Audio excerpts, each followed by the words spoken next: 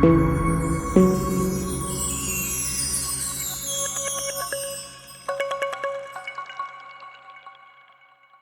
ರಾಶಿಯಿಂದ ನೋಡಿದಾಗ ಮೂರನೇ ಮನೆ ಪರಾಕ್ರಮ ಸ್ಥಾನದಲ್ಲಿ ರಾಹು ಇದ್ದಾಗ ಉಪಚಯ ಸ್ಥಾನ ಅಂತ ಹೇಳ್ತೀವಿ. ಎಲ್ಲ ರೀತಿಯ ಸ್ಥೈರ್ಯಗಳು ಎಲ್ಲವೂ ಇದ್ದೇ ಇರ್ತದೆ ಅವರಿಗೆ. ಯಾವುದೇ ಕೆಲಸಕ್ಕೆ ಹೋದರೂ ಜಯವನ್ನು ಉಂಟಾಗ್ತದೆ.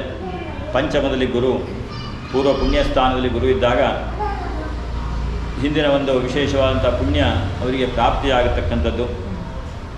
ಹಾಗೆ ಸಪ್ತಮದಲ್ಲಿ ಅಂಗಾರಕ ಗ್ರಹವನ್ನು ನೋಡ್ತೇವೆ. ಸಪ್ತಮದಲ್ಲಿ ಕುಜ ಇದ್ದಾಗ ಕುಜ ದೋಷ ಇತ್ಯಾದಿಗಳಿದ್ದರೂ ನೀಚ ಕುಜ ಆತ ರಾಶಿಯ ನೇರ ದೃಷ್ಟಿಯಿಂದ ನೋಡ್ತಾ ಇದ್ದಾಗ ಸ್ವಲ್ಪ ಕೋಪಗಳು ಇರ್ತಕ್ಕಂಥದ್ದೇ. ಆದರೆ ಗುರುವಿನ ದೃಷ್ಟಿ ರಾಶಿಯ ಮೇಲೆ ಇರೋದ್ರಿಂದ ಆ ಎಲ್ಲ ದೋಷಗಳು ನಿವೃತ್ತಿಯಾಗತ್ತೆ. ಅಷ್ಟೇ ಅದಲ್ಲ, ಭಾಗ್ಯದಲ್ಲಿ ಕೇತು ಗ್ರಹ ಇರ್ತದೆ. 9ನೇ ಮನೆ ಅಂತ ಹೇಳ್ತೀವಿ, ತಂದೆಯ ಸ್ಥಾನ ಅಂತ ಹೇಳ್ತೀವಿ. ಆ ಕೇತುವಿನ ಒಂದು ಪ್ರಭಾವದಿಂದ ಸಮಯಕ್ಕೆ ಸರಿಯಾಗಿ ಎಲ್ಲವನ್ನು ಪೂರೈಸಿಕೊಳ್ಳುವುದು ಸ್ವಲ್ಪ ಕಷ್ಟ ಆಗಬಹುದು. ಆದರೆ ರಾಶಿಗೆ ಗುರು ದೃಷ್ಟಿ ಇರುವುದರಿಂದ ಅವೇನೂ ಬಾಧಿಸುವುದಿಲ್ಲ. ಏಕೆಂದರೆ ಏಕಾದಶ ಸ್ಥಾನಕ್ಕೂ ಗುರು ದಶಮ ಸ್ಥಾನ, ರಾಶಿಯಿಂದ ದಶಮ ಸ್ಥಾನಕ್ಕೆ ಗುರು ದೃಷ್ಟಿ ಇರ್ತದೆ.